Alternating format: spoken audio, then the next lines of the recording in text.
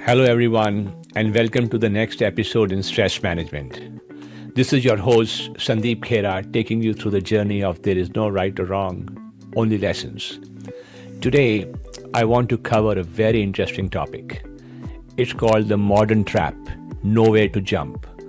Some of you may have heard the management jargon of the boiling frog. If not, let me share it. This refers to a biological experiment conducted over a century ago. If you take a frog and drop it into a pot of boiling water, the frog will always recognize the danger and jump out. Its instincts about dealing with the hot water, it affects its muscles. He reacts or she reacts and jumps out of negativity. And that's a total shock to the system. But if you take the same frog and place it in a pot of cool, comfortable water and place that pot on a very low simmer, something tragic happens. The frog gets comfortable, and as the temperature rises, just 1 degree by degree over the next 10 minutes, the frog adjusts.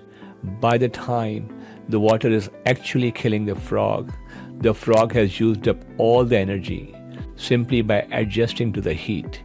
It has no longer the strength to jump. The common advice to the story is recognize the heat and jump out before you boil. But let's be honest, in today's world, in 2026, where do you jump? Often the boiling water is everywhere. It's in high pressure corporate culture, it's in complex dynamics of the society, it's in personal life, and also it could be anywhere, even if you're driving on the road. You cannot simply walk away from that boiling water every time. You cannot spend your life hopping from one pot to another like a rolling stone that gathers no moss. Sometimes the exit door is locked or the cost of leaving is too high. Let me offer you a trick, and it's called the lotus in the mud, a more beautiful, more powerful way to survive. In the 19th century, when we heard about the boiling frog theory or experiments, the ancient wisdom also gave us the lotus. Think about the lotus. It doesn't live in a sterilized environment. It grows in the mud. It is surrounded by silt, decaying matter, and murky, stagnant water. This is the boiling pot.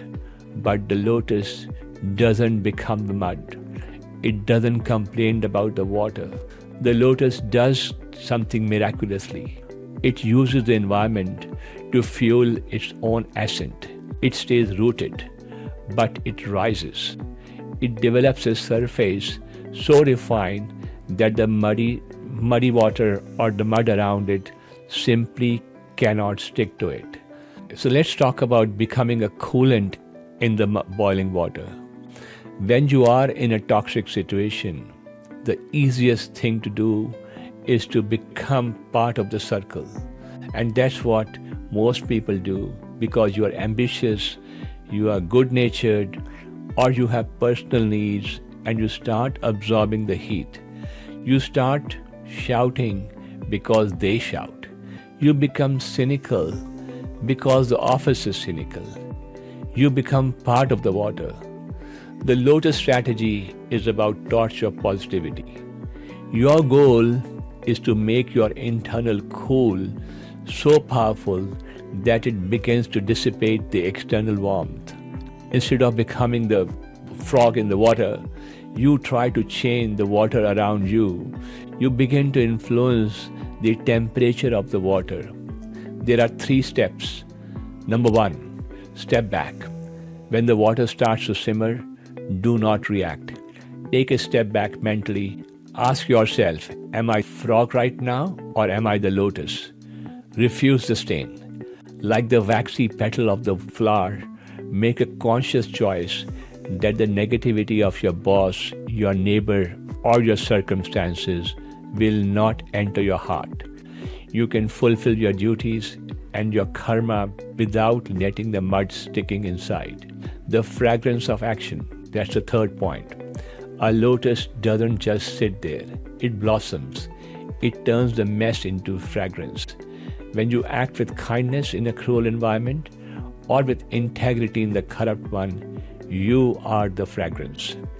Interestingly, the bad news is that you might be in the boiling water, but the good news is that you are not a frog. You are a human being with the divine capacity to become a lotus. Your calm can be so infectious that it diminishes the negativity around you. You don't need to jump to a new pond to find peace. You can create microclimate of peace exactly where you are standing. You join the organization or the relationship because of your virtues. Don't lose those virtues. Don't lose it to the temperature of the room. By being a lotus, you eventually become a light, a torch that shows others that it's possible to be in the struggle without being consumed by it. As we wrap up today, the theme is about checking your own temperature. I want you to look at the boiling situation in your life. Stop looking for the exit for just a moment. Instead, look for your roots. Can you blossom today? Can you remain sustained? Can you be the one whose presence cools the pot? Maintain that log for a week. The small act of maintaining this log, this itself will change your life or how you look at life. This is your host, Sandeep Khera, signing off from There Is No Right or Wrong, Only Lessons. We will meet again in the next episode. Until then, don't just survive the heat. Transform it. Stay blessed and keep blooming.